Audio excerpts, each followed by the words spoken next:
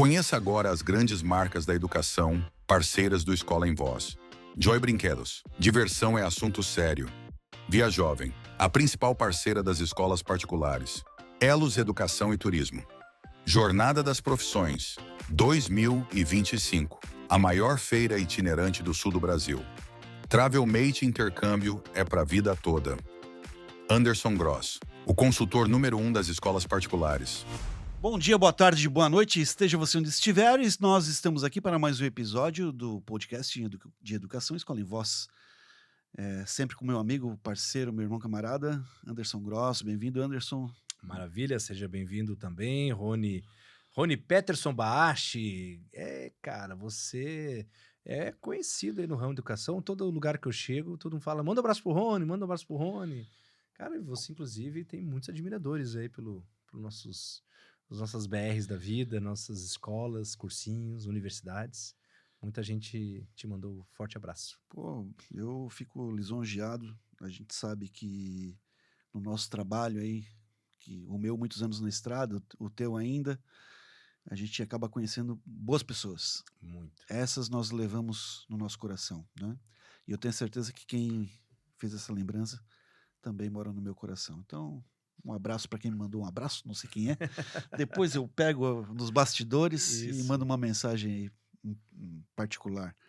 Mas para nós que estamos nesse ramo, né, que temos aí o bichinho da educação, como você utilizou no outro episódio, é sempre o que nos motiva, né? É sempre o que nos eleva, o que faz com que a nossa autoestima esteja em alta para continuar, porque não é uma luta fácil, é uma luta árdua, dia a dia, de derrotas, mas também de muitas conquistas.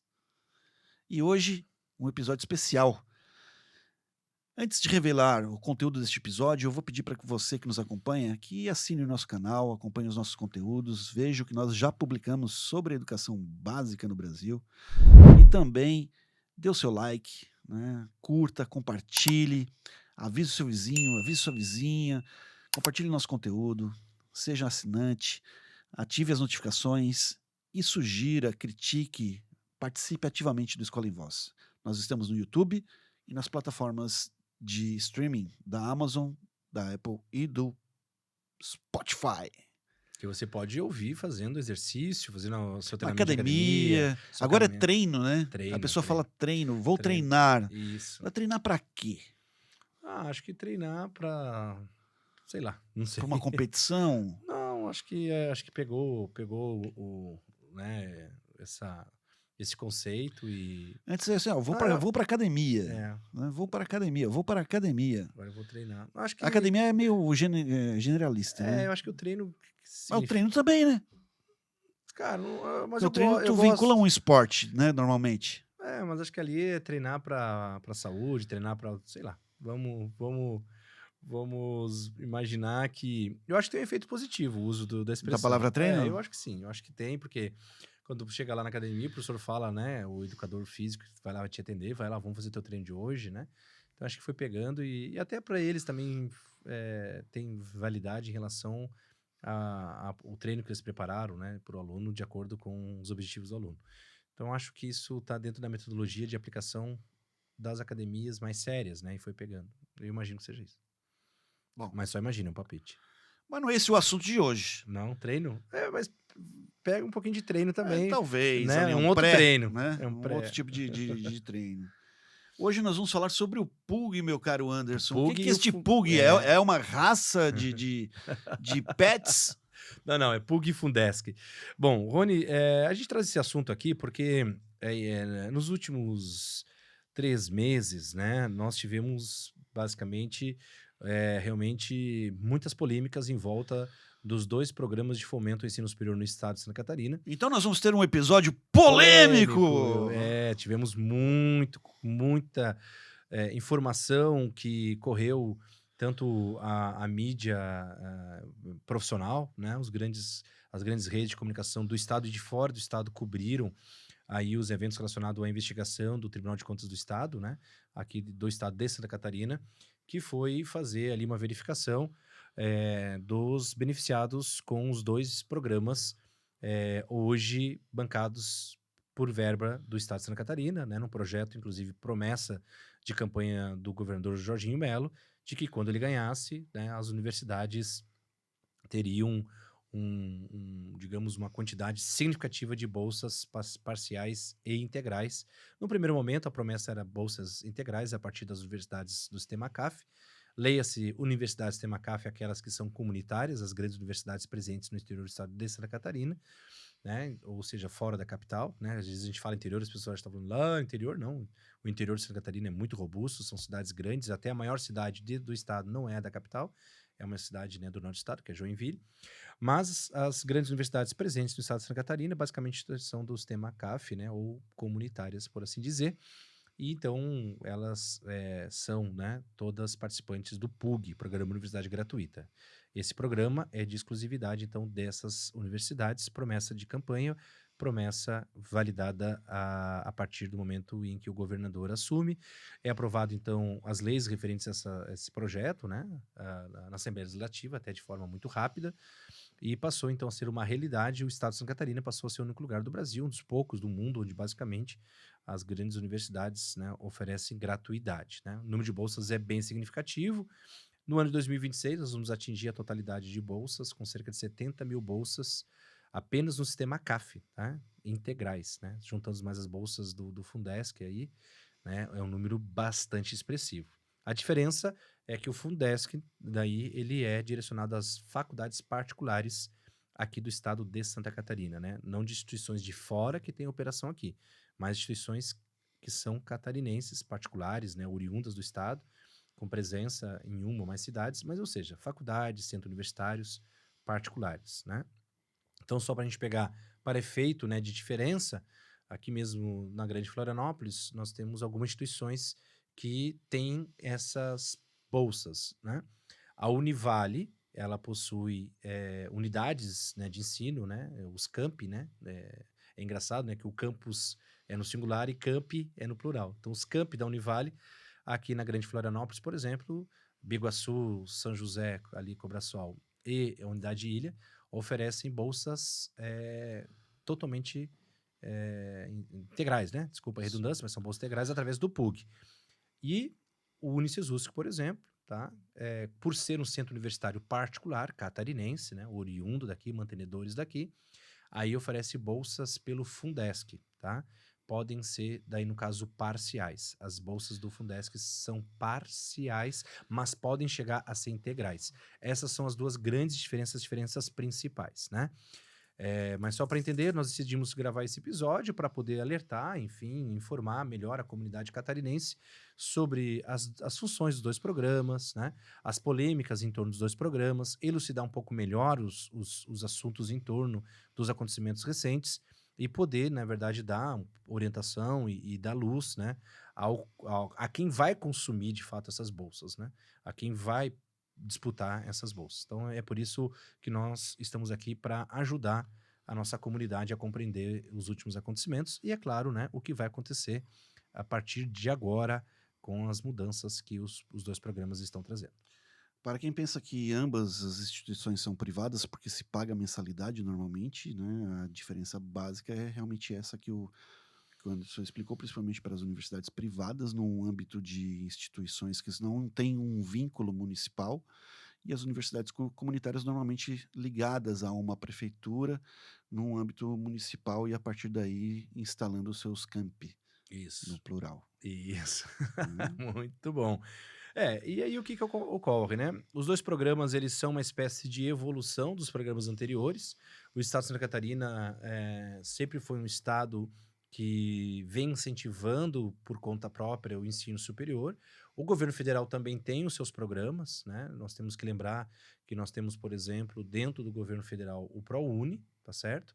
Que é um programa que oportuniza estudantes da rede pública de ensino, ao menos durante o período de ensino médio, né, cursados na rede pública federal ou estadual, tá certo?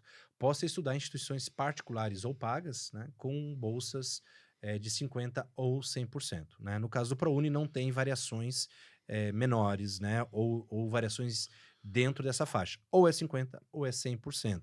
Há muitos anos existe ProUni, E o candidato, para ser apto a receber o ProUni, ele tem que ser, então, né, o requisito básico, ter feito ensino médio de escola pública e fazer o Enem do último ano, né? Então, o governo federal tem o seu programa, né? O FIES, que é um programa de financiamento, aí não é bolsa, é financiamento, também do governo federal, também vinculado ao Enem, tá? Mas esses são programas federais, tá certo? O Estado de Santa Catarina teve 2 programas, um se chamava Bolsa do artigo 170 e outro do 171. 171, né? Com funções diferentes. O principal, que é o Bolsa do artigo 170, em que você e eu já fomos, digamos, entre aspas, influenciadores, no sentido de ir às escolas, informar, guiar, orientar os alunos, dar a eles a informação de direito público, né? Porque são informação de direito público, né? Que nós íamos para poder ajudar os estudantes da rede pública a usufruir, né? E até aquele momento, as bolsas do artigo 170 eram de utilização exclusiva de quem tinha feito a rede pública estadual, tá certo? Vale lembrar que nunca, em nenhum momento, as bolsas do artigo 170 foram preenchidas na sua totalidade, tá?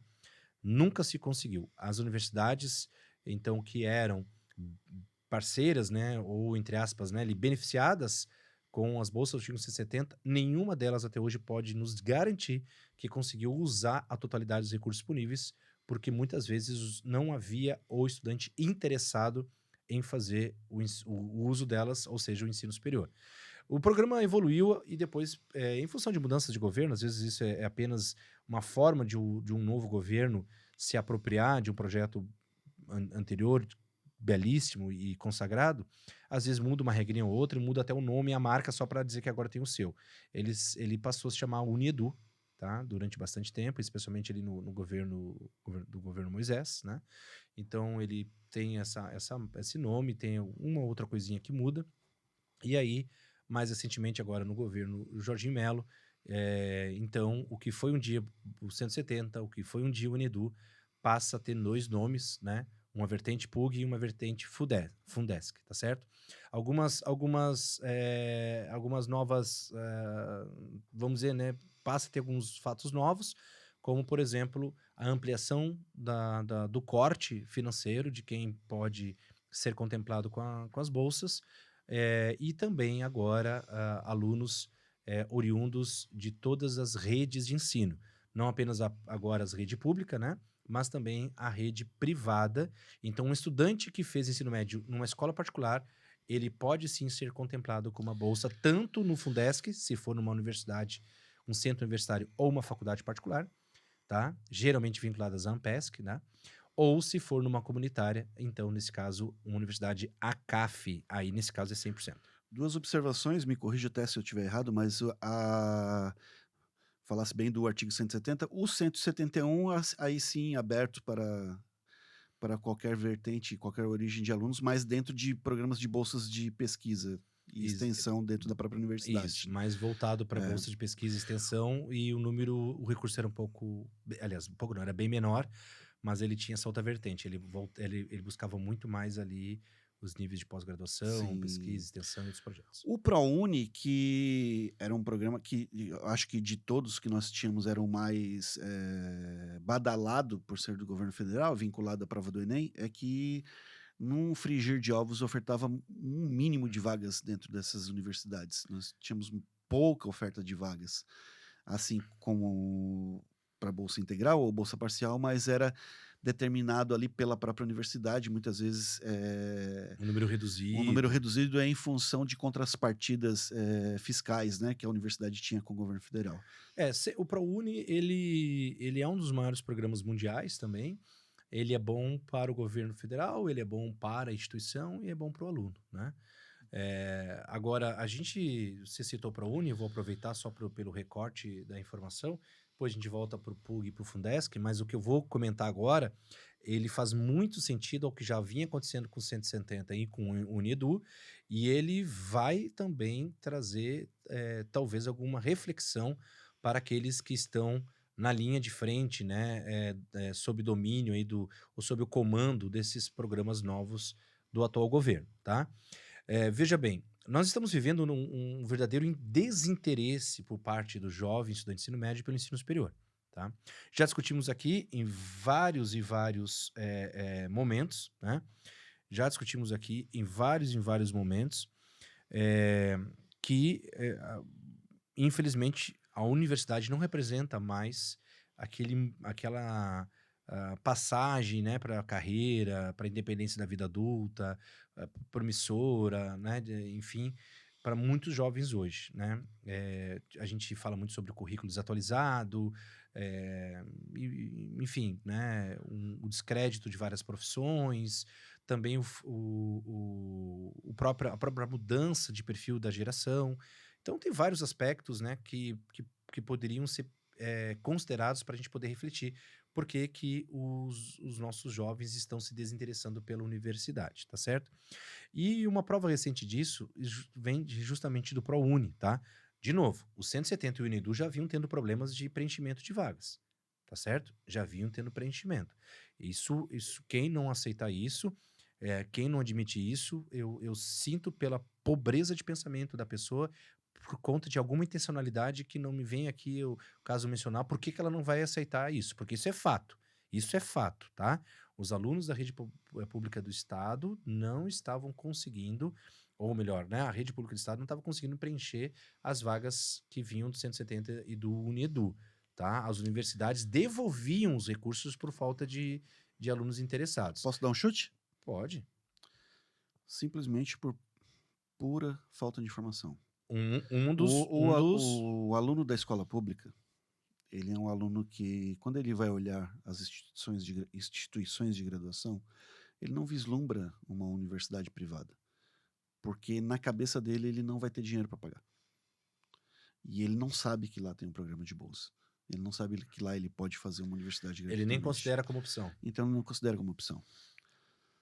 Aí ele considera... Ou até um pouco assusta, de repente, pô, estudar lá, mas como é que eu vou frequentar aquele lugar, né? É isso. Um lugar elitizado. E aí ele... Ou ele cai para o mercado de trabalho, ou ele vai fazer um curso técnico, ou ele vai tentar uma federal. O que é pouco provável aí que isso efetivamente aconteça. Então, por isso que o sistema de cotas na Universidade Federal, a gente vê também na entrada do SISU, também não é preenchido. Não. Não só na entrada do SISU, como também no próprio vestibular. Tanto é que várias vagas da Universidade Federal, tá certo? São depois jogadas na ampla concorrência por não preenchimento das cotas. Por desinteresse. Cara, certeza que é falta de informação. Não, eu concordo contigo. A falta de informação é plena. Ela é berrante, ela chega a ser bizarra, porque justamente o público-alvo não está recebendo a informação. Isso é fato, tá certo? A gente tem isso acompanhando isso. Eu faço palestras de informação nas escolas, chego no terceiro ano de várias escolas grandes, tá certo? E os alunos não têm ideia o que é PUG ou Fundesc. Então a informação não chega. Então você tem o desinteresse e você tem uma informação que não muda o desinteresse, que não combate o desinteresse, que não mostra os caminhos. Mas só para registro, só para a gente ter uma ideia, exatamente um ano atrás, tá? Exatamente um ano atrás. Nós estamos no mês de agosto, mês que iniciam as aulas do segundo semestre nas universidades, correto? Então, só para você ter uma ideia... Se não teve greve, sim. Né? Mas vamos lá. Né? Vamos falar das particulares, tá? ProUni particulares. Então, falar do ProUni. Então, ProUni é instituições particulares, tá? Ou, no caso, né, as pagas comunitárias. As da CAF também entram no ProUni. Então, exatamente um ano atrás, no semestre 24/2, tá? Nós estamos no semestre 25/2, 95% das bolsas parciais do ProUni no Brasil não foram utilizadas. Eu vou repetir a informação para que o público possa entender, tá? 95% das bolsas parciais do ProUni não foram preenchidas. As universidades, então, simplesmente informaram o governo federal. Olha, tá aqui a vaga, tá aqui o curso, tá aqui, é só o aluno ingressar, ele vai estudar de graça até formar, né? Dentro das regras do ProUni. Né? Ok? Não foram preenchidas, só para ter uma ideia. Posso corroborar esse dado? Pode, claro. Se pegar os alunos que entraram e ingressaram via ProUni em universidades privadas, você vai observar que as notas de Enem deles não são altas. As notas são baixas. É porque ele se inscreveu. Desculpa, perdão. Se tu pegar os alunos que têm bolsa ProUni nas universidades comunitárias e ver qual foi a nota do Enem que ele conquistou, porque é classificatório pela nota Sim. do Enem, tu vai ver que as notas do Enem não são altas, elas são baixas. É porque ele se inscreveu, porque ele buscou a informação. Isso é fato porque eu vivia isso na Não, universidade. perfeito. Aí, agora vamos pensar assim, ó. Tá, Anderson, tudo bem. Você tá me dizendo de que de cada 10 alunos, 9 alunos e mais meio aluno não usou as bolsas parciais. Mas veja bem, é parcial. O cara não tem dinheiro para pagar a outra metade. Lembrando que quando é parcial é 50%. Não tem outra variação. Então, num curso de R$1.000, ele teria que ter R$500 mensais. Então, tá aí explicado. Então, vamos olhar as integrais. As integrais são de 100%. Aí o aluno não vai pagar nada. Ele tem que se deslocar até a universidade, né, e formar, certo? 75% das bolsas integrais não foram usufruídas pelos seus usuários naturais. Simplesmente não foram preenchidas. 75% das bolsas integrais não foram preenchidas há um ano atrás, no início do segundo semestre acadêmico do ano de 2024. Aí você vai dizer, mas você pegou um aluno de meio, né, do meio do ano, às vezes não é um aluno padrão, aquele aluno de pós-egresso terceiro ano, né, etc e tal. Então, não acha melhor fazer um corte no verão, né, que é o corte de início, que geralmente é o maior número de cursos, maior número de universidades. Oferta maior, maior número de inscritos. Isso, que é o padrão natural. Formou no terceiro ano, fevereiro já em seguida, já quer estar na universidade e tocar a vida. Então, vamos fazer essa conta. 2024-1, tá? O 2025-1 a gente não tem, tá? Porque é recente, os dados estão sendo ainda compilados. Então, o último ingresso de ProUni de verão é 2024-1, início de ano, tá? 82% das vagas parciais, ou seja, de 50%, não foram preenchidas. De novo, você vai dizer, mas um aluno de um curso de R$1.000 tem que pagar R$500, tá certo? Aí é justificado, né? Então, vamos olhar as integrais, tá? Isso é falha da educação básica. Tá? Vamos olhar as integrais. 65% das bolsas integrais no início acadêmico do ano de 2024 não foram preenchidas nas universidades, centros universitários e faculdades particulares, ou no caso comunitárias, como tem aqui em Santa Catarina. Se a gente fizer uma compilação rápida dos dois anos, então, tá?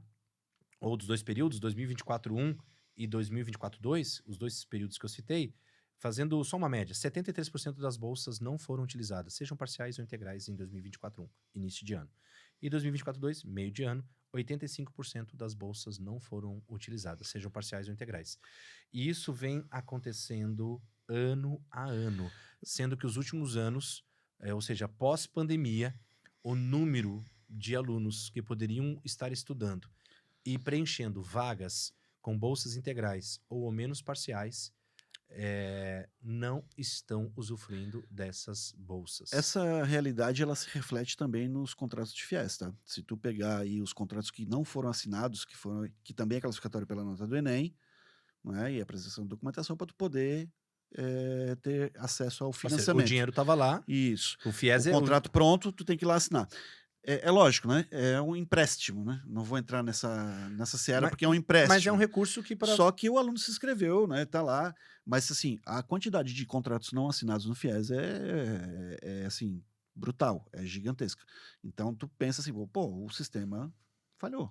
Não, o sistema falhou porque você tem bolsas parciais, tem bolsas integrais, tem FIES, você tinha essa situação no Unidu e antes no 170, ou seja, as bolsas, os recursos sempre estiveram presentes, seja via governo federal ou via governo estadual, independente de quem era o governador ou de quem era o presidente, independente de quem estava no MEC, independente de quem estava no governo do estado de Santa Catarina. As bolsas estavam à disposição daqueles que lhe seria, então, por direito, na época das leis vigentes.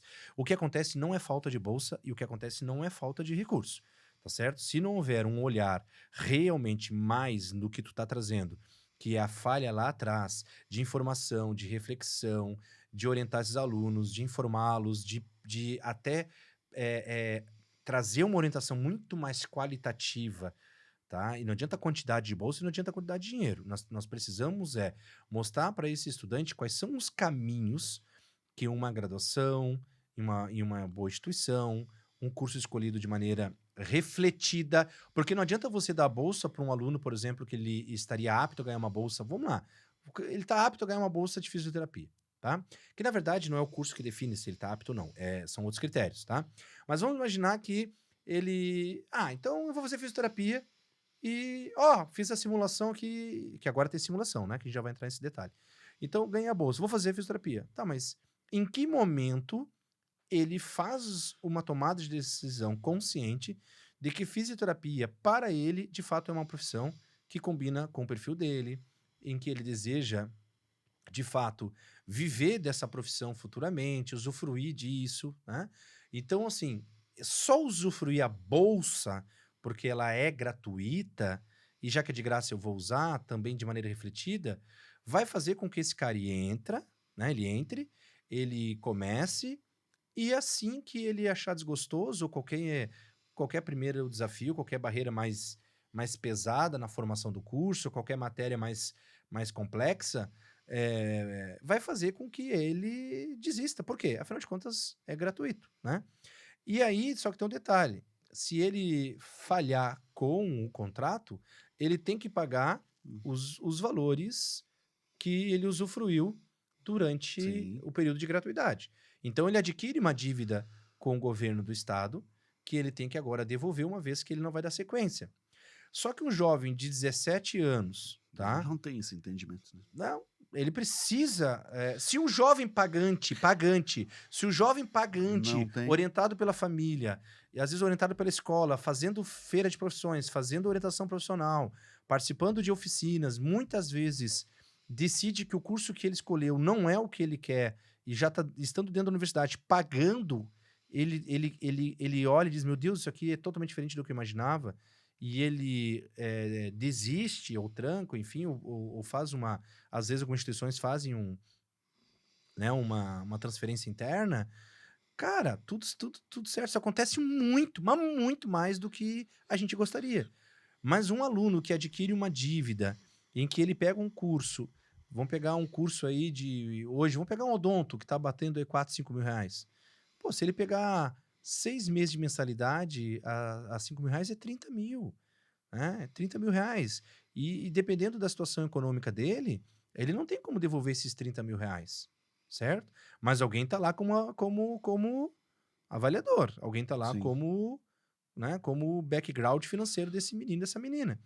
Então, é muito sério o que nós estamos falando. Não adianta a gente jogar essa meninada dentro da universidade só para preencher as vagas e as universidades receberem, né, os recursos que lhes são direitos, porque a universidade está prestando serviço.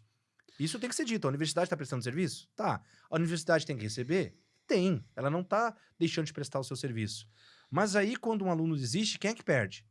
Todo mundo. Perde a universidade, que ele não vai ter continuidade, ele não vai formar. Menos uma pessoa formada pela instituição.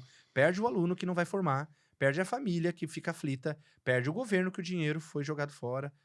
Daí depois tem que entrar numa ação judicial contra esse estudante, porque o Tribunal de Contas está provado que o TCE não vai deixar barato qualquer má gestão em cima do PUC e do Fundesc. Meu caro, eu queria te falar o seguinte.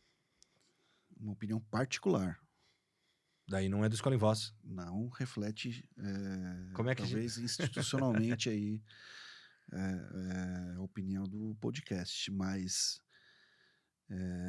toda a propaganda, né, o efeito midiático que está sendo feito em cima deste programa Universidade Gratuita, né, ele tem, sim, um viés político, ele tem um viés, né, de ajuda a essas universidades comunitárias, né, que normalmente têm os seus gestores ali, né, perpetuando-se nas suas reitorias, algumas com mais frequência, outras não. Não vou entrar nos méritos dessas unis nem dessas gestões, mas qual é a obrigatoriedade do Estado, o Estado, não o governo federal, qual é a obrigatoriedade do Estado na educação? Do Estado é o ensino médio. É o ensino médio. Quem é que alimenta as universidades? O ensino médio. Onde é que deveria, estrategicamente, ser a preocupação do nosso governo estadual na área educacional? O ensino médio. Informá-lo, prepará-lo bem para colocá-lo dentro de uma universidade, seja ela pública ou privada, seja ela comunitária ou não, mas prepará-lo de tal forma que ele ocupasse e tivesse a consciência de ocupar todas as vagas que são ofertadas numa Universidade Federal de Santa Catarina, por exemplo, onde tiveram diversas engenharias que não foram preenchidas vagas. Porque isso é custo para o Estado. Uma vaga que não é preenchida é custo para o Estado. Então, se tu tens essa mobilização e fortalece o teu ensino médio, por si só, tu vai direcionar esses alunos. E aí não falo nem de graduação, falo até para a área técnica mesmo, através de IFSC, através de cursos técnicos, mas tu vai dar a oportunidade para esses alunos de enxergarem um futuro muito além do que eles enxergam atualmente. O governo não tem capacidade de montar um programa com essa mesma força midiática, ou não tem o interesse, né? Porque não tem universidade aí por trás, comunitária, para poder investir no ensino médio e informar esse aluno, capacitá-lo para ele ocupar uma vaga num curso de engenharia que pode botar ele na ponta da ciência do país ou da América Latina. E com isso trazer recursos para o Estado, com isso valorizar o Estado, porque essa mão de obra é estadual. Eu vejo assim, ó, eu vejo uma completa falta de nexo nas estratégias e sentido. Agora, se tu me perguntar, tem sentido político? Ah, com certeza deve ter. Eu não entendo de política, mas com certeza deve ter um sentido político para isso. Com certeza deve ter uma troca aí. Agora, eu não tenho essa petulância de dizer que isso efetivamente existe. Não sei. Mas se a obrigação do Estado é o ensino médio, pô, invista-se no ensino médio antes. Quer fazer programa de bolsa de universidades? Perfeito, faça. A medida é, pô, é uma medida de se louvar, né? Tá ofertando mais vagas, mas vamos lá preencher as da federal antes? Vamos preencher da estadual antes? Vamos informar o ensino médio e ter um ensino médio de qualidade antes? E aí a gente pode conversar com as privadas. Eu vejo que, assim, hoje o Programa Universidade Gratuita e o Fundesc, eles atravessam, né, uma crise em função De credibilidade, né? da maneira como algumas coisas aconteceram, tá? Agora, eu também acho importante considerar, sabe, Rony, que houve por parte da mídia, tá certo? Uma rapidez na publicação de diversos tipos de levantamentos, também do TCE, que trouxeram, digamos, algumas exemplificações que eu juro pra ti que eu fiquei pensando em muitas delas, tá? Em muitas delas eu fiquei pensando assim, cara, mas a maneira como tá se colocando, tá? Ali algumas questões do PUG, do Fundesc, parece assim que da noite pro dia virou todo mundo bandido, Eu acho que né? ali é um jogo de culpabilidade. Acho que virou todo É um botando. mas ali do jeito que foi colocado assim, parece que virou todo mundo bandido. E não é bem assim, né? Não é bem assim a história. Quando você pega, por exemplo, hoje, tá? O preenchimento orientado pela universidade ou pela faculdade. Agora não importa.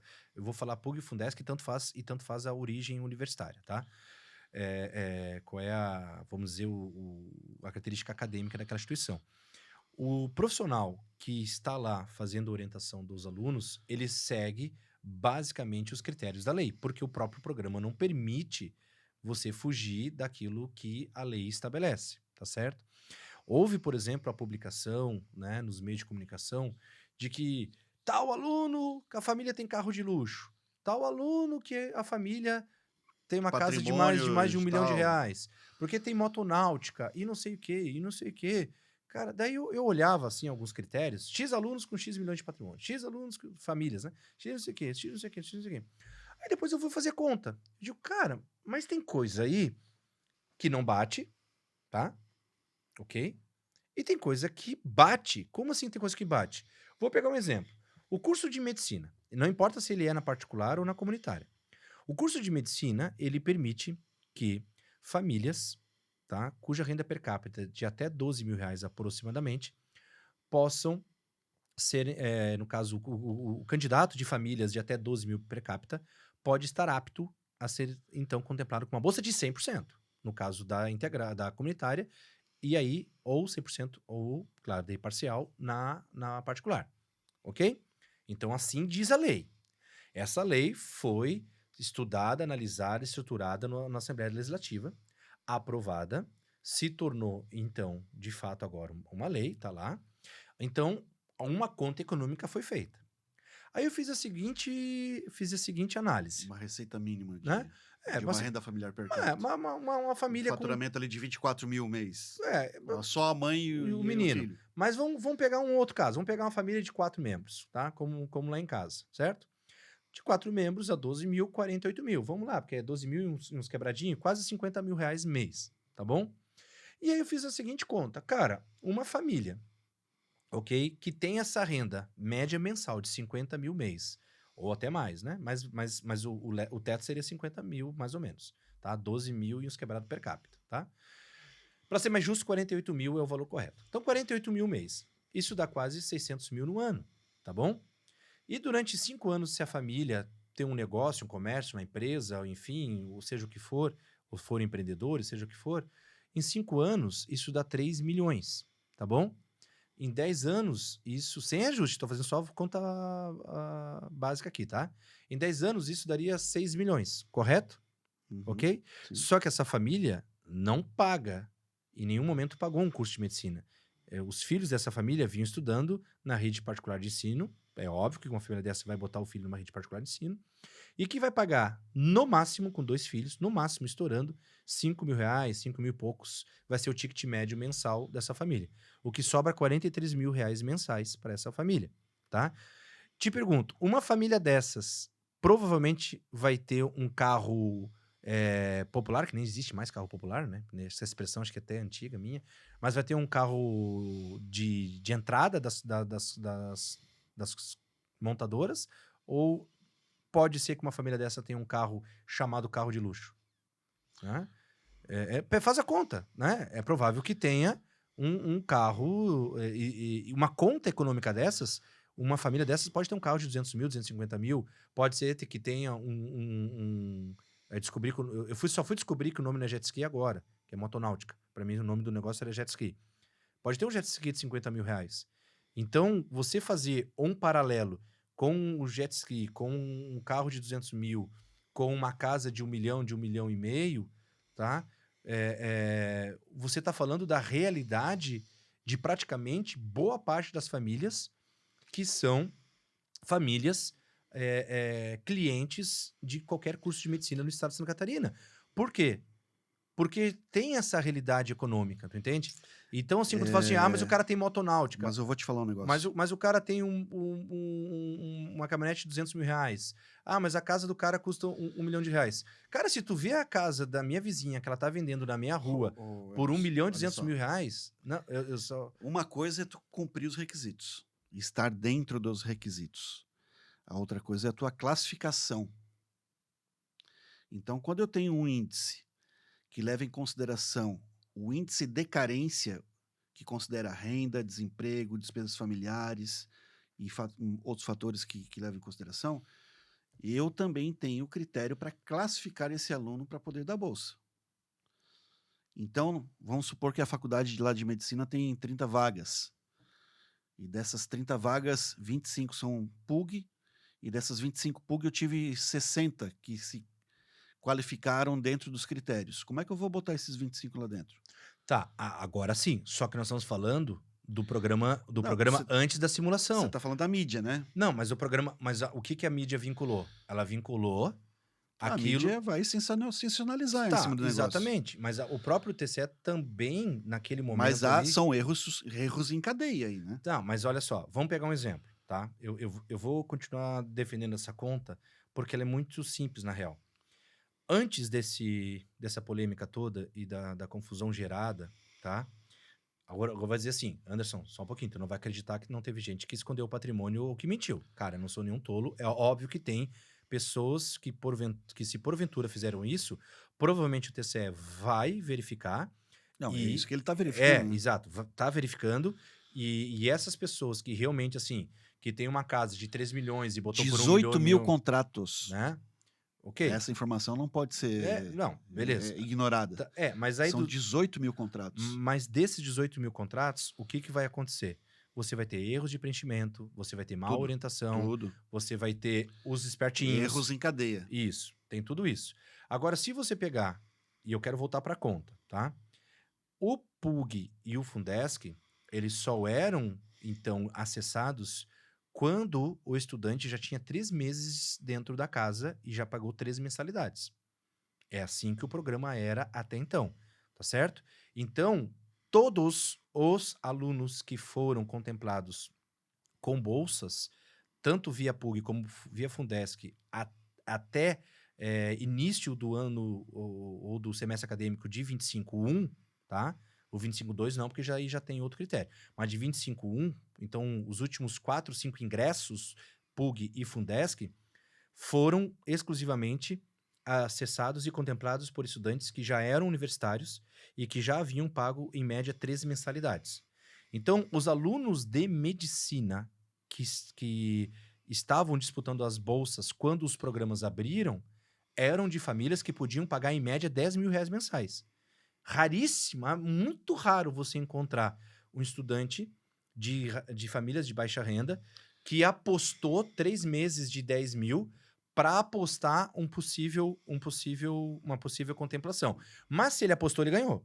Porque nos critérios, tem uma cláusula nos critérios que, honestamente, eu fico um pouco preocupado com ela, que eu acho que ela está mal redigida, aí juridicamente algum especialista pode até me orientar, porque ela diz assim, ó, quando tiver que definir a bolsa entre 2 candidatos, né, ou, não é bem a expressão, mas assim, preferencialmente alunos da rede pública e estadual, tá? Preferencialmente. Então, esse preferencialmente, ele é estranho, né? O ideal seria, né, um outro encaixe que fosse muito mais fácil de interpretar, muito mais claro e transparente. Mas vamos lá. Os alunos que disputaram de medicina, eles eram de famílias de média e de alta renda, porque eles já pagavam 10 mil por mês. Então, um aluno oriundo dessa família, dentro dos critérios ali que estavam, ele ia alcançar a possibilidade de morar numa residência de um certo valor, de a família ter um carro de um determinado valor, de ter até um jet ski. Não necessariamente, cara. Hã? Não necessariamente. Por que não? Porque dentro desse universo de alunos, eu tenho o cara que pegou empréstimo, eu tenho o cara que vendeu um terreno, eu tenho o cara que pagou a primeira e está devendo, e eu tenho o cara que tem um patrimônio de 22 milhões. Tá, mas nós estamos... Então a gente tem um universo de alunos aí dentro. Eu não posso crer que dentro daquele universo de alunos da medicina, a gente tem lá 100% dos alunos com capacidade financeira, com fôlego financeiro para pagar uma mensalidade. Eu conheço vários alunos que foram para medicina e passaram aperto na primeira, na segunda, até ser contemplado no UNEDU ou no artigo 170. Não, E era a esperança deles. Não, tem. Até porque o pagamento é retroativo, né? Assim como o PUG. Não, você tem. Mas assim, no caso do PUG e do Fundesc, esse era o critério base. Então, assim, no caso de medicina de 10 mil reais, essa era a condição do jogo. O aluno que ingressou, isso que eu quero dizer. Ok, mas nem todo aluno que está lá dentro é o cara que tem fôlego para pagar. Perfeito, aceito isso. Eu só não acho justo criminalizar alguém que tem, ou que tentou, por exemplo, a bolsa e foi contemplado dentro dos critérios e porque o cara tem um jet ski. Se ele está dentro do critério financeiro e não teve um outro estudante naquela turma que pudesse, pelo IC, que é o índice de carência, ganhar a vaga desse aluno, vamos lá. Se tivesse, vamos imaginar, ok, beleza. O cara pegou empréstimo e o cara foi lá e pegou 30 mil e entrou com tudo. Entrou e apostou total. Aposta, cara, se der, eu fico. Se não der, eu tô fora e eu pago os 30 mil pro banco que eu peguei emprestado. Ou pro parente, pro familiar. A vaquinha da família. Beleza. Se ele bater com esse aluno aqui e tiver, por exemplo, uma vaga para os dois, esse aluno ganha. O IC vai ser dele. O IC vai ser favorável a ele, porque os critérios mostram que sim, certo? Agora, se não tem esse cara nessa condição e tem ele nessa condição, mas esse também tá numa boa condição, esse ganha desse, porque o IC desse, né, não bate desse, mas esse ainda tem uma condição que poderia pagar se não ganhasse. Esse também teria. Isso, o que eu não acho justo é criminalizar esse cara. Porque, ó, veja bem, não tinha esse cara aqui, ó. Não tinha esse. Tem que criminalizar quem omite informação. Pronto. É isso. Quem fraudou. Quem fraudou, Tem que responsabilizar. quem fraudou. Tem que responsabilizar quem dá vantagens ou preferências Tá, pessoais. não, tudo bem. Quem tem. Se caso exista em alguma instituição alguém que teve, digamos, não sei explicar como, mas que conseguiu. Uma vantagem ilícita em É, cima disso. tudo bem. É isso que se investiga. Perfeito. Agora, 18 mil fraudes é um número muito alto. Eu não consigo imaginar, honestamente, que 18 mil famílias, 18 mil estudantes buscaram fraudar. Dentro desses 18 mil, né? Eu também não eu acho acho que tem isso. erros de preenchimento, Mas má são orientação. os erros em cadeia. Erros em cadeia. É responsabilizar quem omite, é criminalizar quem omite informação, é criminalizar quem obtém vantagem ilícita, é criminalizar quem deu a vantagem ilícita, é treinar, capacitar e aprimorar os critérios de quem atende lá na ponta, lá no balcão do atendimento ao aluno, ao responsável, que é esse cara que vai fazer todo o preenchimento, vai checar os documentos e vai levar para um gestor assinar, que vai validar, vai chancelar. Não é? Então, é em cadeia o negócio. E, principalmente, o governo do estado entender que, se ele for investir no ensino médio do estado, ele vai ter mais médicos vindos de escolas estaduais. Enquanto ele não fizer isso, esse cara vai para um cursinho comunitário para tentar uma vaga em medicina na Universidade Federal. Ok. Pegando ainda dentro desse contexto, o que fica claro, tá? Se honestamente a gente quisesse validar, ok, a bolsa pelos critérios justos, a medicina seria o mesmo valor das demais. O valor de mensalidade Não, o valor da bolsa. da bolsa? Perdão, o critério do Salário da critério, renda per capita da renda familiar? per capita. Seria a mesma coisa, tá? Seria mesmo. Mas o curso é mais caro, mas o odonto tá batendo em 5 em alguns lugares, tá certo? Você tem engenharias já em 2.800 em alguns lugares. Você tem medicina veterinária, também caríssima em alguns lugares. Então, se você pegar critério por critério, mas vamos lá. Vamos voltar à questão de que foi aprovado 12 mil per capita para medicina. Foi aprovado 6 mil per capita para direito, certo?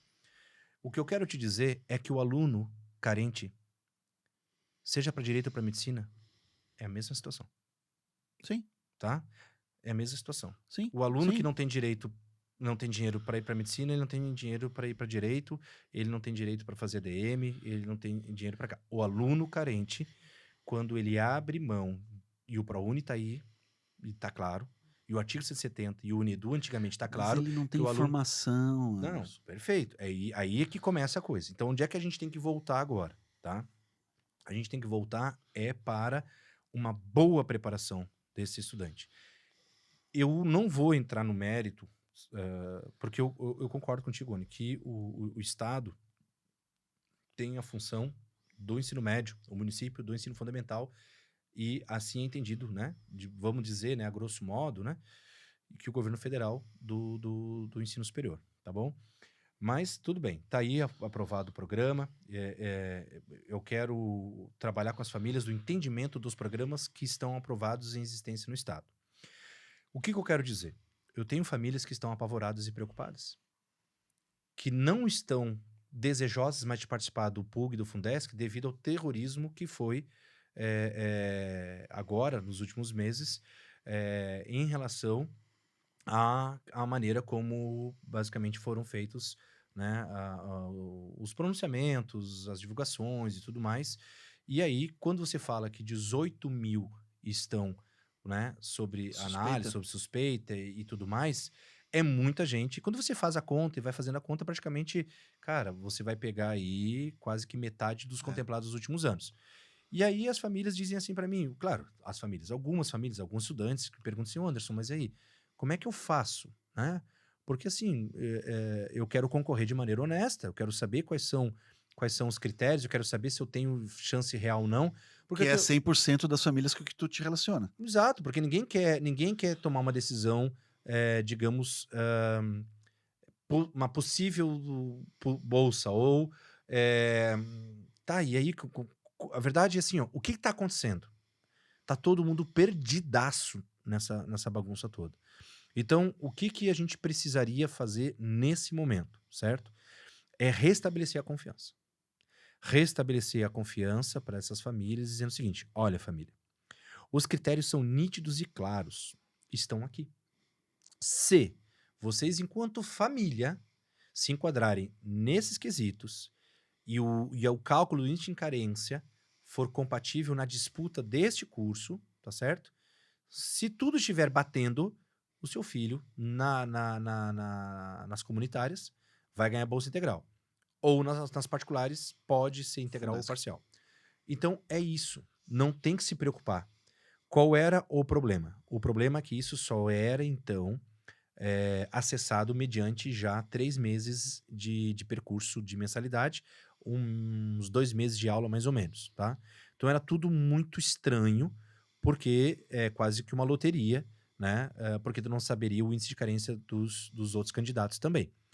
Um outro problema é que não se tem a quantidade de bolsas por curso, tá? O que eu acho um problema seríssimo. O E ideal... é fácil de resolver, porque tu tens editais que precisam ser lançados obrigatoriamente, né? Pronto. Então assim, ó, olha, eu vou lançar 40 vagas em administração. Dessas 40 vagas... O ProUni é assim, né? tem que ser assim. Pronto. Então, eu vou lançar 40 vagas em administração aqui na minha universidade, no campus tal, período matutino. Dessas 40 vagas, 10 serão bolsas PUG. Ou se for uma particular, Fundesc, 10 serão bolsas Fundesc. Só não sei se é parcial ou 100%, que isso o Fundesc ninguém pode garantir. No PUG é 100% e acabou. Então, lançaria-se a quantidade de vagas com antecipação. O aluno teria clareza, certo? De se ele não tiver entre os 10, e aqui não quer dizer que são os 10 melhores colocados, porque não tem nada a ver uma coisa com a outra. Não. É por IC, índice de carência. Então, os 10 ICs que estiverem compatíveis àquele grupo de 40, e não é nem em relação aos demais, porque tu não pode comparar não poderia comparar, por exemplo, os 10 IC de administração com direito, porque eles não estão disputando o mesmo curso, embora seja a mesma faixa de renda per capita. Também não daria para comparar com medicina, porque daí até a renda per capita muda. Então é o seguinte, só tem que investigar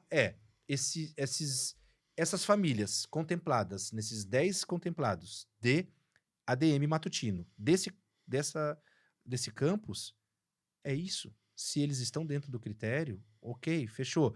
Só que aí o seguinte, o aluno ia na época para a solicitação, não se tinha clareza de qual era o montante de bolsas que a instituição estaria oferecendo, e algumas instituições, porque o programa assim permitia, poderiam, por exemplo, focalizar só determinados cursos.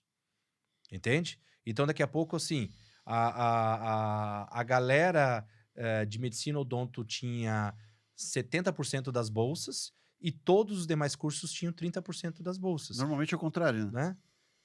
Mas é como exemplo, né? Sim. Então, o que acontece?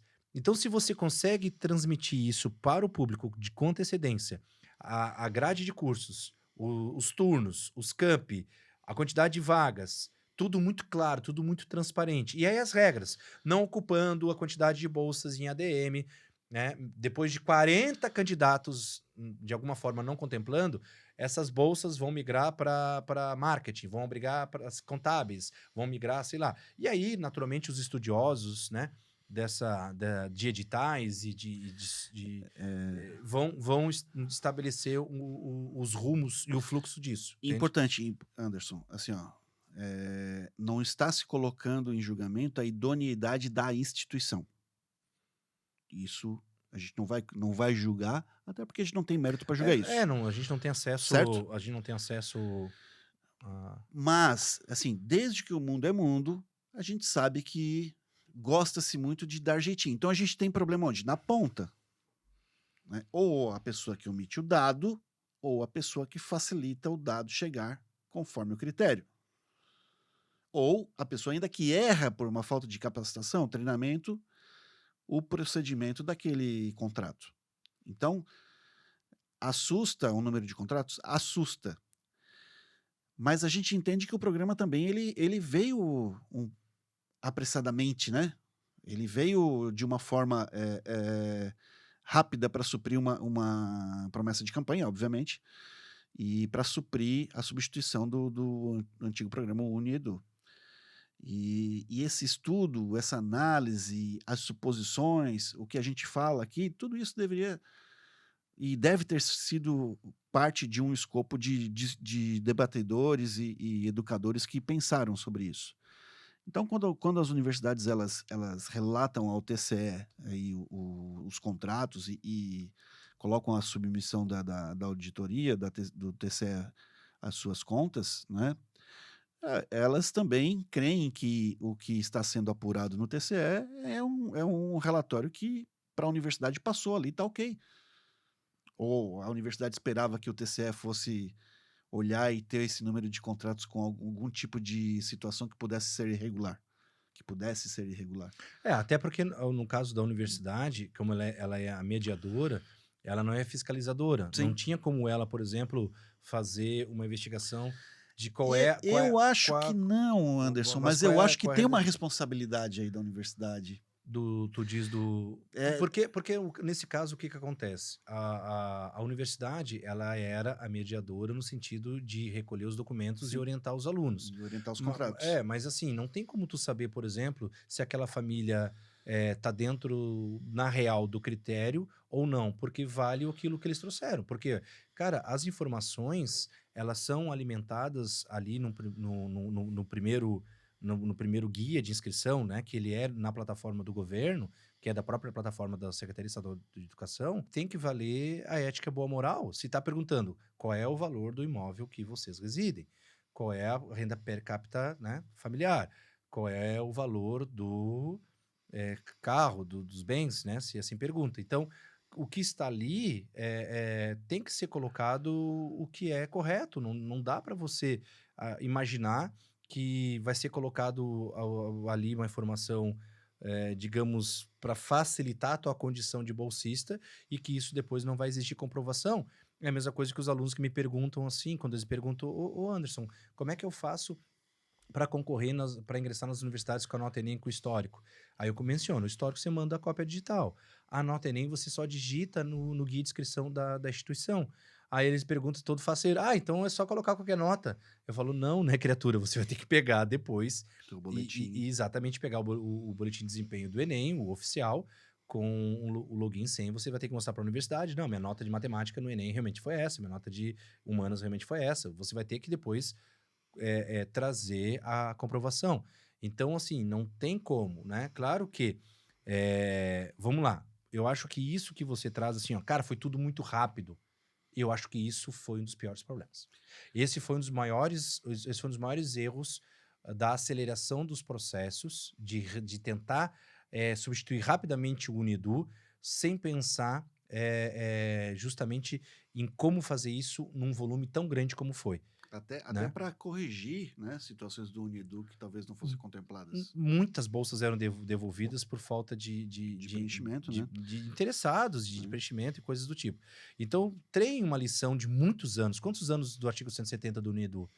Pelo menos 15, eu acho, ou mais. Por isso aí. Né? Pelo menos 15. Então, já vinha um aprendizado. Uma outra coisa que aí se torna, eu acho que grave, que ainda não se percebeu, tá certo? É que é dinheiro público. É dinheiro. Não é dinheiro das famílias, não é dinheiro das universidades, não é dinheiro das faculdades, é dinheiro público. E o TCE vai monitorar cada real gasto nesses 2 projetos. Então, ninguém deve imaginar que esse dinheiro vai ser uma festa. Se alguém, Rony, pensou em fazer festa com esse dinheiro em algum momento, em algum canto desse estado, além de estar muito mal intencionado, é um verdadeiro boca aberta, além de ser um criminoso, e digo até amador, porque no momento que a gente está vivendo hoje, tanto politicamente como economicamente, em que as instituições são cada vez mais interessadas em transparência, que isso fica assim. E outra coisa, muito do que o TCE investigou foi baseado em denúncias de alunos não contemplados. Ou as universidades, os alunos contemplados acharam que os alunos não contemplados iam ficar quietos, sabendo que eles conhecem a realidade de seus colegas, se houve um mau direcionamento do recurso, seja pelo mau preenchimento ou pelo preenchimento com má intenção, ou mal guiados por alguém da instituição. É óbvio que o estudante que se achou injustiçado e prejudicado, que ele ia acionar o Ministério Público, que ia pressionar o TCE e o governo do estado para dar esclarecimentos nessas condições. E onde isso fica mais claro? Em cursos em que você tem mais gente com condições financeiras. E se tu tens um histórico ainda, né? Porque, porra, era só só caminhar pelos corredores de qualquer universidade privada aí. Sempre vai ter aluno, sempre vai ter universitário falando, conversa de corredor, fofoca de corredor, de que o fulaninho lá tem bolsa de tanto e não precisaria. Isso sempre existiu. Sempre existiu. E às vezes de maneira, digamos, a fala às vezes era real, era justa, Sim, e às vezes era às injusta. vezes era injusta. Era mal informado, Claro. o cara tinha inveja do Com cara lá certeza. e fosse analisar a situação, porque na questão da comprovação, o que é comprovação? Comprovação precisa de dados reais. Uhum. Basicamente, é o quê? Você tem o imposto de renda da família, principalmente, né? né? Exato, imposto de renda. Você A tem investigação dos CPFs, dos CNPJs, todo o enfim, TCE vai não tem- investigar qual é o carro que Acima dessa renda per capita de 4, tu já consegue fazer isso com maior facilidade, na verdade. E qualquer bem adquirido que esteja registrado dentro dos parâmetros de governo, por exemplo, imóveis, bens, né, duráveis, vai estar lá. A tua casa, o teu terreno, a tua empresa, o teu carro, a tua casa na praia, a tua motonáutica, que agora descobri que o nome é motonáutica. Então, Eu não sabia, cara. vai estar lá. Estou pasmo até agora. A tua motonáutica vai estar lá. Como eu não tenho, né? Não, mas é a questão assim, eu fiquei espantado e eu achei que a gente perdeu muito tempo, por exemplo, se concentrando e quem tinha ou não motonáutica, tá certo? E quem tinha ou não uma casa de 1 milhão, porque eu vi assim, esse cara tem uma casa de 1 milhão. Cara, de novo, se tu vê a casa da minha vizinha, que ela tá vendendo na minha rua por 1 milhão, tu vai dizer assim, Anderson, eu não dava 400 mil. Quando você pega áreas como Campeche, o Morro das Pedras, aqui, Cobrasol, cara, qualquer apartamento no Cobrasol hoje, tá beirando 1 milhão pra cima. Tem que ver o quanto que eles declaram na receita o valor dessa casa. Né? Exato, aí tem que ver. Porque às vezes a matrícula dela lá no cartório de imóveis está lá num valor, e aí tu vai aplicando uma leve poupancinha.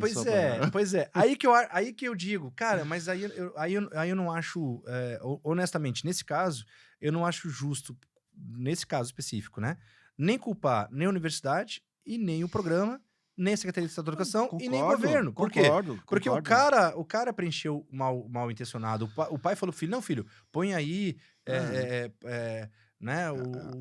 A corrupção ela é institucionalizada. A gente tem isso em todos os níveis. Exatamente. Agora, concordo contigo. Como é que a gente pode orientar as famílias e tentar salvar o PUG e o Fundesc? Algumas sugestões que a gente já tentou várias vezes aqui, você é prova vivo disso. Eu tenho e-mails registrados, eu tenho WhatsApp registrado, eu tenho áudios registrados, eu tenho mensagem registrada, de tentar compartilhar com vários setores que estão inseridos diretamente com esses 2 programas, para que eles possam ouvir melhor a gente que está no campo das famílias, qual é o nosso caminho aqui? Onde nós estamos inseridos? Escola e famílias. Quem é o meu cliente usuário? É o estudante e a sua família. Né? A escola é uma cliente intermediária. Mas tudo que eu faço nos colégios é para orientar os estudantes e suas famílias. Então, o que fica claro, assim, só para a gente entender algumas coisas, tá? Então, para que as famílias todas possam entender, acho que isso já é muito, muito compreendido, mas vamos fazer aqui só uma revisão rápida. A partir de agora, e ainda bem, tá? O programa vai evoluir para uma outra etapa. Os estudantes e as famílias terão a oportunidade de simular os dados antes de fazer, de fato, o processo seletivo e a matrícula, tá bom? Então, eles vão ter a chance de simular os dados, tá? Ao simular os dados, quais são os critérios básicos, tanto no PUG como no Fundesc, que esse estudante, e eu já falo família também, porque são os dados da família, muito mais os dados da família do que os dados do estudante que vai dizer se ele é apto ou não, né? Uhum. É muito mais o salário do pai, da mãe, os bens da família que vão determinar. Então, primeiro, é escolher uma instituição que de fato esteja vinculada ao PUG, as todas da CAF, ou vinculada ao Fundesc, aí tem que olhar se a instituição está vinculada ao Fundesc, geralmente faculdades, centros universitários e universidades particulares que sejam oriundas de Santa Catarina, tá? Então tem que olhar, nem todas as instituições têm, ok? Outra coisa, só vale para curso presencial, tá? Então cursos EAD não são contemplados em nenhuma dos dois programas. Ser hipossuficiente, segundo o índice de carência. Então, primeira coisa, o que é ser hipossuficiente? É alguém que não produz renda suficiente para se manter e é dependente da renda de alguém responsável, né? Ou da família, ou membros da família. O que, nesse caso, basicamente, qualquer jovem concluinte de ensino médio, né? Que não seja super herdeiro de uma fortuna, fora aquela menina lá da VEG, lá de Jaraguá do Sul, mas eu acho que, basicamente, 99,99% dos estudantes egressos do terceiro ano, ou do terceiro ano da rede estadual são hipossuficientes. Não consigo... ainda não encontrei nenhum estudante que diz, não, eu já tenho renda que me torna autossuficiente. Tá? Então, ok. Ser catarinense, então os catarinenses já são aptos por naturalidade. 5 anos, né? Os catarinenses. E os não catarinenses se tornam aptos se eles comprovarem residência no estado de Santa Catarina, que seja retroativo 5 anos antes ali do início das aulas, né? Ou do início do contrato. Isso não tinha no Unido. E aí o que acontece? Neste caso, como nós estamos falando de janeiro de 26, que é o próximo, então janeiro de 21 é o mínimo, tá? Então todo mundo que de janeiro até janeiro de 21, mas para trás, né? Então vale dezembro de 20, novembro de 20, né? Aí tá apto, tá? Janeiro de 21 é o limite. Então fevereiro de 21 já tá fora, tá? Para o próximo. Possuir renda per capita familiar de 8 salários mínimos para o curso de medicina, o que dá um montante de R$ 12.144 por pessoa na família para a medicina, o que joga a renda lá em cima, e aí eu acho que alguém vai ter motonáutica, tá bom? 4 salários mínimos, tá? Alguns candidatos vão ter, Rony, tá? 4 salários mínimos para os demais cursos, tá? O que dá 6 mil per capita, tá? Ok? Para os demais cursos. Aí eu acho um erro, porque odonto e medicina veterinária vai pegar cursos que estão beirando 4, 5 mil reais aqui, cara, tá? Mas tudo bem. E ser a primeira graduação com recurso estadual, ou seja, não ter estudado, então, na UDESC, a não ser os cursos de licenciaturas lá, daí tem lá mais uns regramentozinhos que pode acontecer do cara se tornar ainda apto, tá? Mas se nós falarmos de os alunos egressos do terceiro ano, essa é a base principal. Mas o maior problema, e aí que eu venho com uma discussão para tentar salvar o PUG e o Fundesc para 2026, porque o que acontece agora? Nós passamos a ter 3 movimentos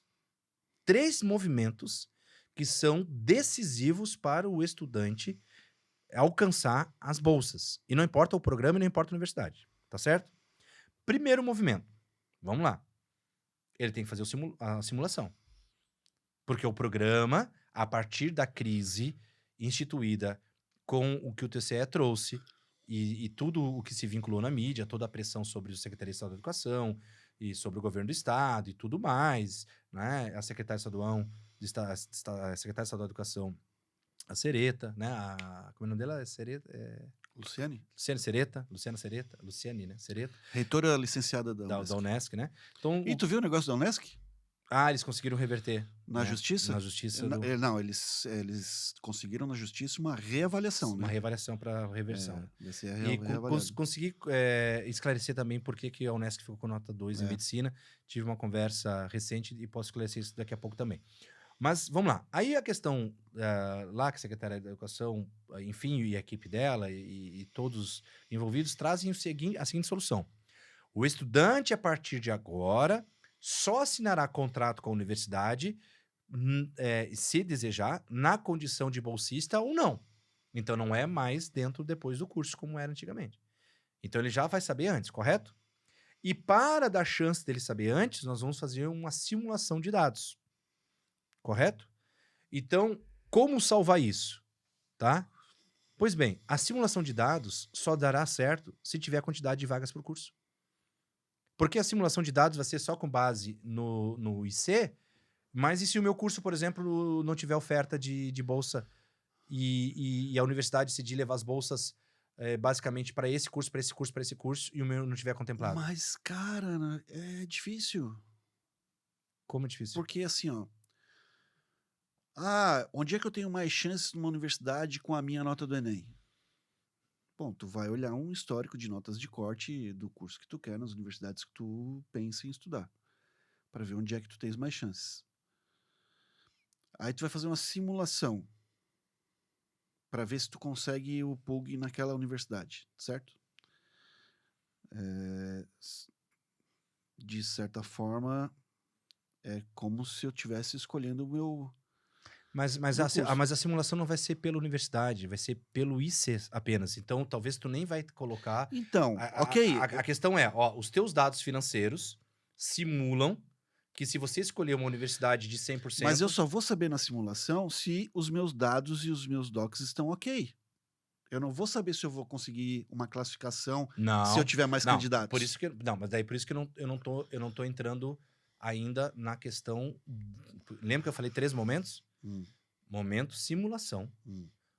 Para entrar numa universidade é lei federal, você tem que fazer um concurso, nem que seja uma prova de redação, ou história escolar, ou Enem, ou vestibular, completo. Esse é o segundo ato. E tem o terceiro ato, que é a matrícula.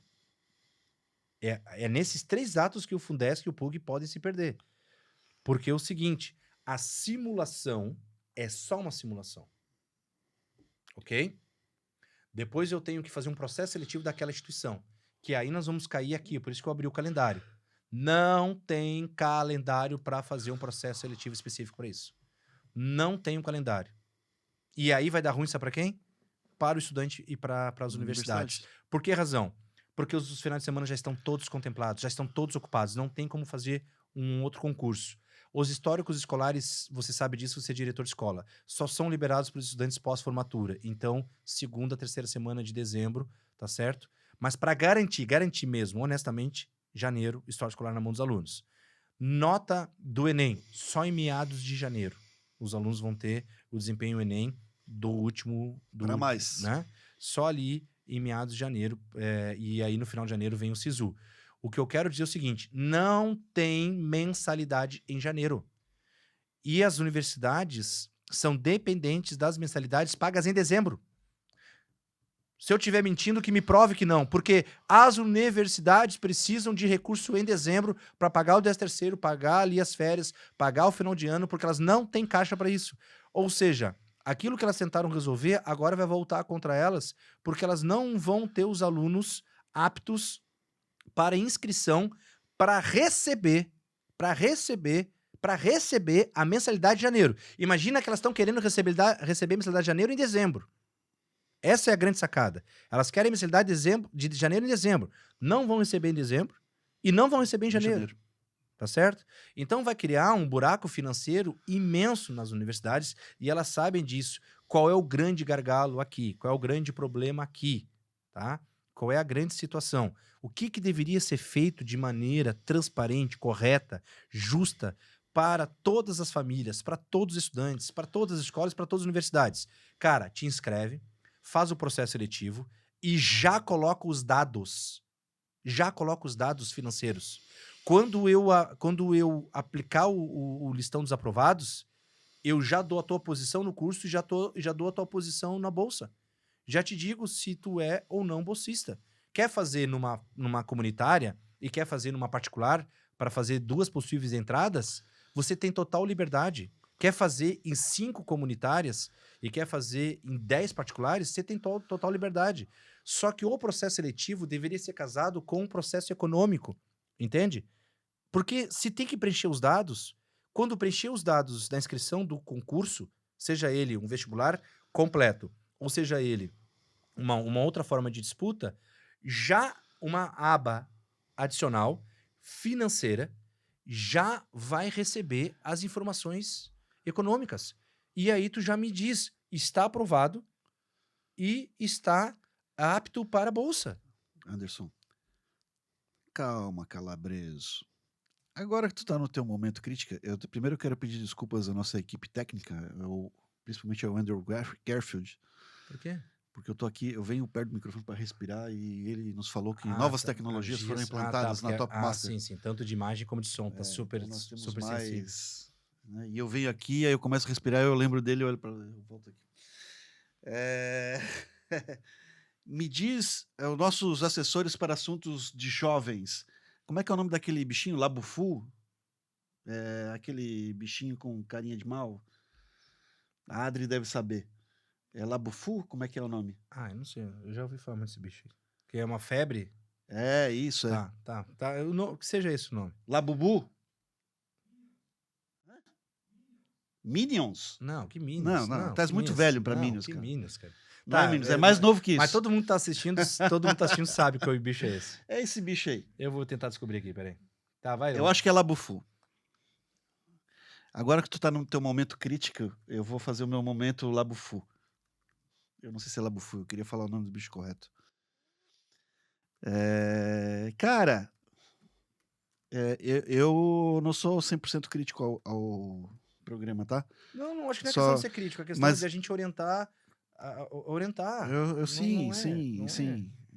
É dar chance. Calma, Calabreso. Não, eu tô calmo, mas é dar chance para que assim, ó, que os recursos sejam utilizados, sejam devolvidos, a universidade que receber não tenha que depois ficar na dúvida se é justo ou não justo, tem que devolver ou não tem que devolver, que a família não diga, meu Deus, eu tô endividado, que o estudante, meu Deus, eu tenho que desistir do meu sonho. Não cria instabilidade. É só isso.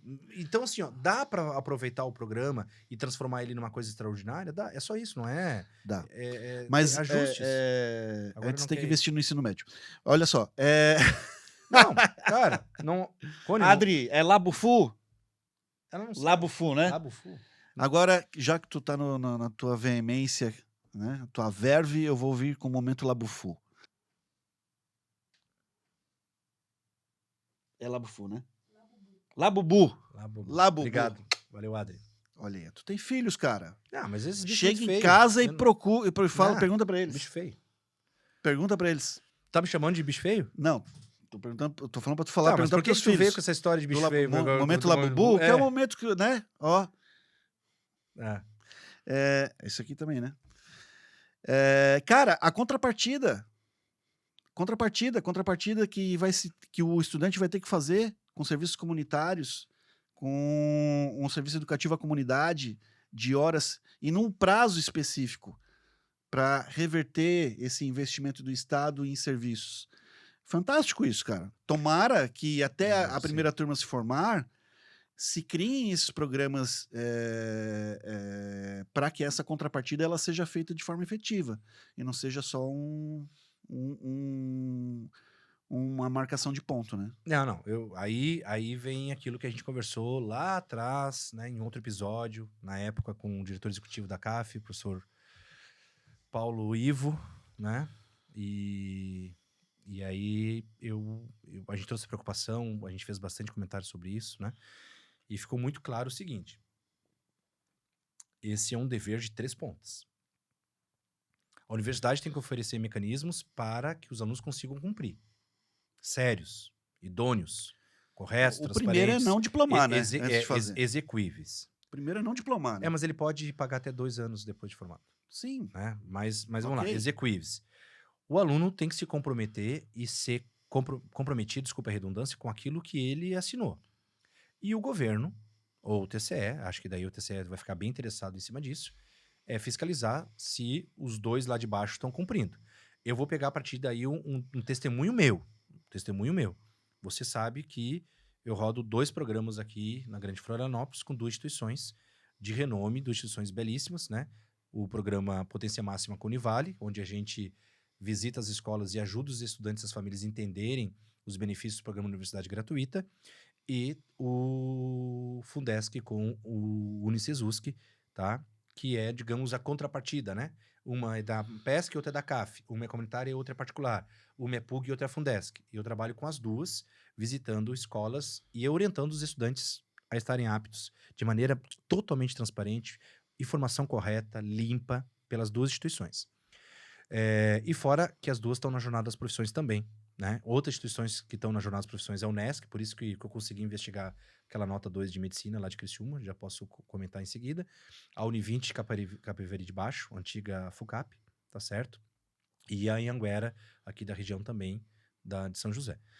Bem, no caso da Univale, o que ocorre? Um dos programas da Univale é justamente os alunos que já estão sendo contemplados pelo PUG, fazendo atividades de extensão. Então, hoje, por exemplo, em algumas visitas... E no Unicesусc pelo Fundesc também, pelo né? Fundesc, exatamente. Atividade de extensão. Como é que é o nome dela agora? Fugiu com J. Pô, eu tô muito esquecido. A reitora lá, pró-reitora? Isso. A Juliana Galas. Ela comentou sobre isso. Exatamente. Os alunos já estão pagando essas horas, né, nessas atividades. Então, eles já estão em atividade. Nos 2 casos, eu tenho alunos, por exemplo, em projetos em que a gente, ao visitar a rede pública de ensino, rede estadual, portanto, estão lá me auxiliando nas atividades, junto com a universidade, fazendo atendimento aos alunos. Tá? Então, isso é fantástico, porque eu tenho não só a informação, mas eu tenho um aluno, por exemplo, de direito, eu tenho um menino de direito da Univale, tá certo? Que ele trabalha durante o dia de motoboy e à noite ele estuda direito na Univale, tá certo? E ele fez ensino médio naquela escola lá de Canasvieiras, a Jacó Anderle, que você já teve lá várias vezes, eu também, tá?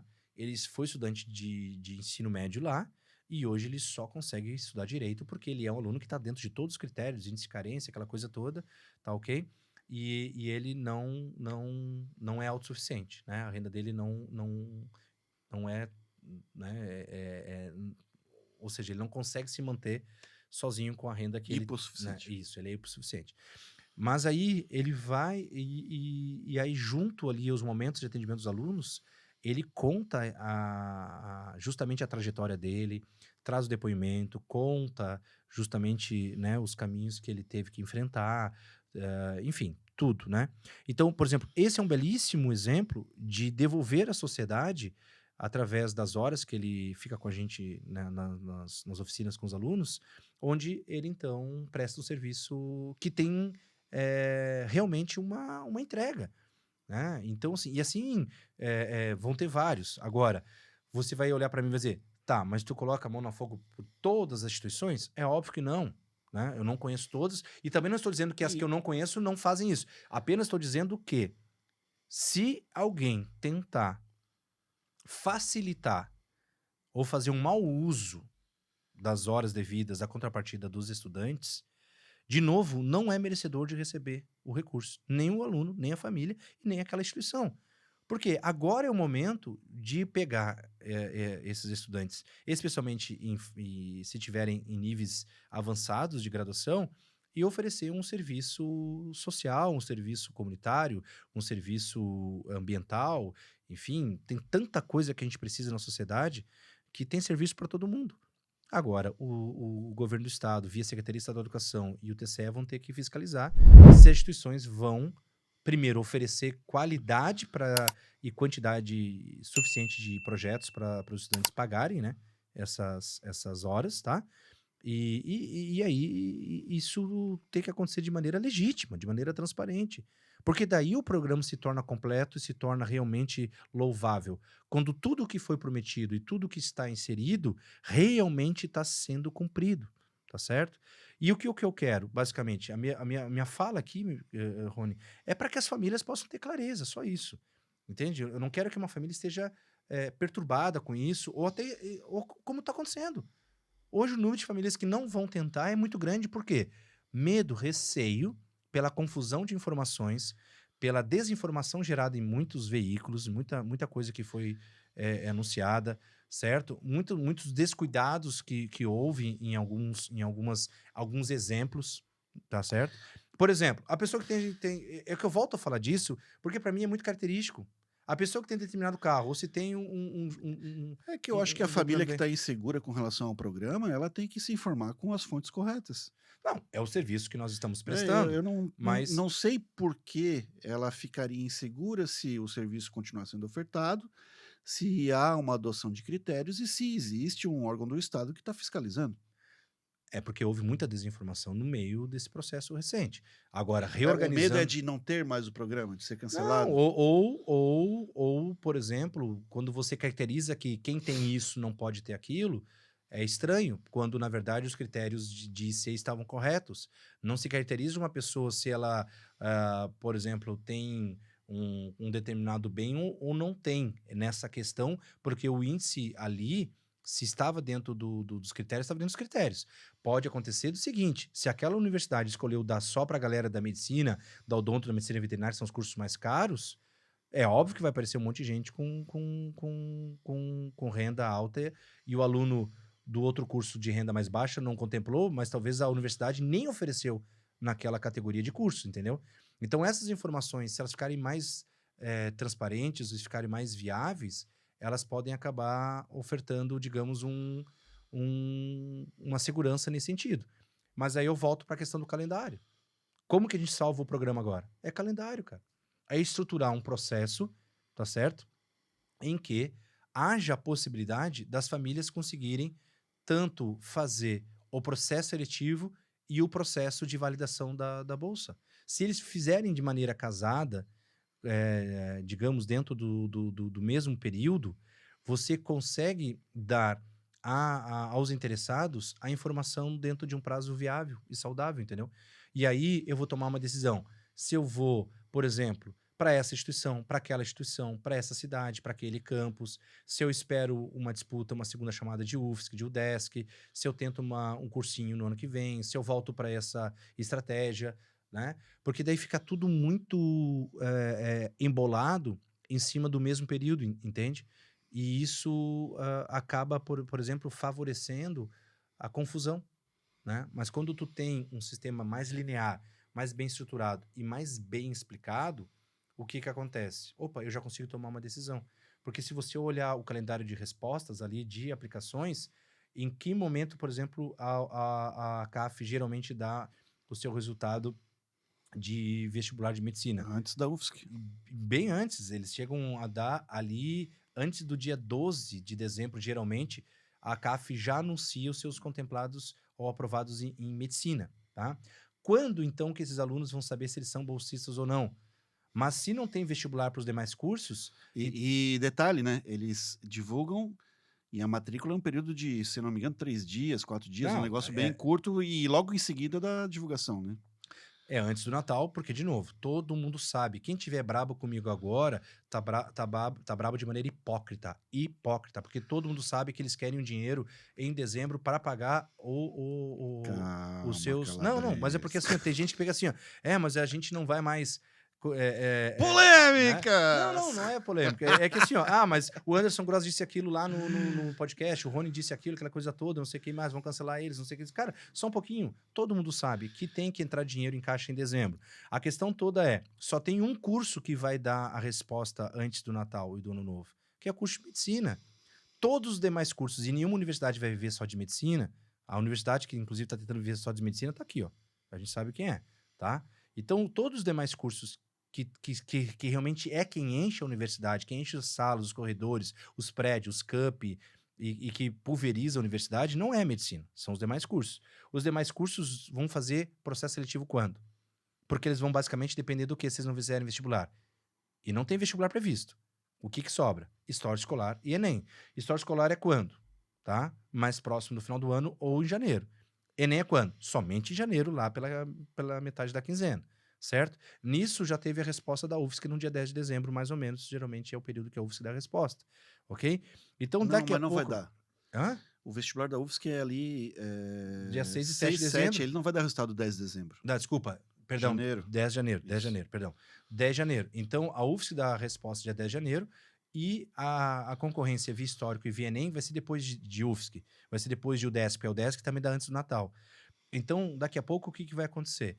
Você não vai conseguir fazer o circuito dentro do tempo hábil, tá certo? E as famílias vão ficar assim, e agora? E agora? E agora? E o tempo passando, e o tempo passando. Então, qual seria a melhor solução? E eu já vou finalizar. A melhor solução é um concurso, tá certo? Para todos os cursos, tá? Retoma o concurso. Se não quer fazer uma prova do padrão medicina, faz uma prova mais simplificada para os demais cursos, tá? Uma prova que seja economicamente mais viável também, tá certo? Para os demais cursos, tá? E faça uma forma de que, junto ao concurso, os alunos possam, então, ter acesso à resposta do seu IC, se ele é compatível ou não. Daí, sim, o aluno tem aprovação e bolsa, aprovação, não bolsa, não aprovação, aí nem adianta, né? Ter bolsa, certo? Ele já tem essa resposta, tá? Ou usa-se um outro método, tá? De concurso, seja o que for o concurso, que tenha o modelo que simula a contemplação da bolsa junto, tá? Aí eu sei, na Universidade X, na Faculdade Y, eu estou aprovado. Aqui eu tenho bolsa de 100, aqui eu tenho bolsa de 80, aqui é mais perto, aqui é mais longe, aqui eu tenho que mudar, aqui eu posso ir a pé, posso ir de carro, vou com o pai, vou de ônibus, o município tem ônibus próprio que leva e traz de noite. Aí eu vou fazer todas as minhas contas de logísticas, financeiras. Se vai dar para pagar o combustível da motonáutica no final do mês? Também, né? Faz Né? todas as O contas. licenciamento da moto, Também, faz todas as contas. o aluguel da marina. Também faz todas as contas, tá? Aí o que vai acontecer, tá bom? Essa família vai fazer todas as suas contas e vai tomar uma decisão refletida. Ou daqui a pouco, o que vai acontecer? Não, eu vou fazer a matrícula nessa universidade, mesmo ainda não tendo resposta ao UFSC e UDESC, ou não tendo resposta ao UFSC, ou não tendo Enem e SISU, mas consciente de que eu aceitei essa condição e depois, se passar na UFSC, né, ou via vestibular ou via SISU, eu cancelo, transfiro, mas assim, ó, tudo dentro de um tempo, um período saudável, onde na mesa eu possa colocar isso junto com meus pais, discutir logística e possibilidades, entendeu? E não na pressão e na porrada. Decide. Vem fazer o contrato, dá 10 mil aqui, matricula ali, e não sei o que lá, etc e tal. E isso não é injusto com alguém que vai enfrentar um calendário tão apertado. É só isso. Se o aluno... Chato, né? Se o aluno tiver informação no ensino médio de como é que funciona, tudo certinho, lá, de dar a segurança para esse aluno, qual é a viabilidade dele dentro de um concurso, de uma prova dessa, de se colocar dentro de uma universidade ou pública ou com bolsa dentro de uma privada ou uma comunitária. Pô, fantástico, cara. Vamos, governo do estado, vamos investir no ensino médio. Não, tem toda a razão. A questão do ensino médio não tem como ser descartada nisso, né? Só o que é a dor mais próxima agora é essas famílias que são as de entrantes em 2026-1, né? Elas precisam ser guiadas, precisam de clareza de informação, precisam de consistência, precisam de segurança. Segurança até, nesse caso, até uma segurança até jurídica, entendeu? E no nosso tempo, né, Anderson? Quem ia correr atrás de tudo isso para se matricular na universidade? Na minha época era eu que fazia. Era eu que ia, pegava o aluno pela mão, levava uma ficha. Não, quando nós fomos nos matricular na universidade. Ah, não, tá. Quem que tinha que correr atrás de tudo, e sim, documentação, ir lá fazer matrícula? Cursinho eu tive que Quem? pagar com trabalho, bolsa convertida em horas trabalhadas. Não, tem. É outra realidade. Não, é outra realidade. Mas se a gente pelo menos conseguir oferecer um serviço de qualidade, de informação e realmente um calendário que é colapsado, onde a gente possa ajudar essas informações fluírem melhor, eu vou encerrar dizendo o seguinte: o calendário está colapsado. Nós não A educação está colapsada. Perfeito, né? Mas o calendário está colapsado. Nós vamos entrar agora no mês de inscrições dos vestibulares. O famoso Setembrite, certo? Que é Uhul. quando bate a realidade, porque as inscrições, com exceção do FPR, que já encerrou, e Enem, que foi muito tempo atrás, todas vão abrir agora em setembro, e vão encerrar em setembro ou vão encerrar em outubro. Então, basicamente, nós estamos num período de tomada de decisão. Qual universidade, qual curso, qual campus, qual cidade. Essas decisões são difíceis para os estudantes e para suas famílias. E a insegurança vem depois. Tá. Em outubro vem a queda emocional. Sim, porque daí começa ali o calendário com... Oh, meu Deus, não me preparei. Oh, meu Deus, será que é isso? aí Oh, meu aí não dá Deus, mais será tempo, que vai? porque daí vem as provas, já tem 2 provas em outubro, depois vem novembro socado, dezembro só vai sobrar ali, bem dizer, né, Natal e Ano Novo. Então, eu acredito que a gente pode salvar o PUG e o Fundesc dentro do calendário. Só que a gente está atrasado, tá? Então, que fica a dica, né, para aqueles que estão na tomada de decisão, nas investigações, nos estudos analíticos, jurídicos, né, políticos, disso tudo, que possam entender que só vai ser bom se realmente quem merece receber a bolsa, tá? Dentro dos critérios que foram aprovados por lei, que eles paguem a contrapartida, que a universidade consiga formar, porque se esse menino ou essa menina parar de estudar no meio do caminho, qual é a vantagem? Qual é a vantagem? A universidade prejuízo, vai, né? para prejuízo. todo mundo. Prejuízo para todo mundo. Porque a família vai ter que reembolsar. A universidade não vai formar mais um profissional pela sua, né, chancela. E o governo do estado vai ter que correr atrás desse dinheiro para devolver os cofres públicos. É isso aí. Então, assim, uma má informação pode ser pior do que uma não informação. Entende? Porque não tendo o programa, não tem nada disso. Não tem ninguém correndo risco. Agora, tendo o programa, eu não posso botar as pessoas em risco. Nem o dinheiro público do governo, nem a instituição e nem a família e seu estudante. Eu não posso colocar eles sob risco. Eu tenho que dar chance de todos cumprirem os seus compromissos até o fim. Quando não há chance de que as partes possam cumprir legitimamente os seus compromissos até o fim, tá muito errado. E isso é muito sério. Então, é basicamente isso, né? Vamos dar chance de se cumprir. Vamos dar chance de as pessoas finalizarem os seus projetos de vida, pelo menos nesse contexto que está apresentado aqui, entendeu? E se a gente conseguir fazer isso, né, o programa pelo qual ele se propõe, seja qual né, o seu objetivo principal, aí ele vai atingir, né, os seus objetivos. Se ele não for realmente eficaz, e aí a contestação vai ser muito maior. E aí quem tem que explicar vai ter que explicar muito mais, vai ter que explicar muito melhor, vai ser cobrado o tempo todo. E o efeito que poderia ser positivo se torna um efeito reverso, certo? E uma coisa que poderia ser boa se torna uma coisa ruim. Então, assim, dá tempo de salvar, dá tempo de reestruturar, tá? Existem possibilidades, elementos, instrumentos para isso, tá certo? Mas é fundamental ouvir quem está no meio, ouvir escolas, ouvir famílias, ouvir universidades, ouvir os especialistas das universidades que são os orientadores dos documentos, fazer formação, certo?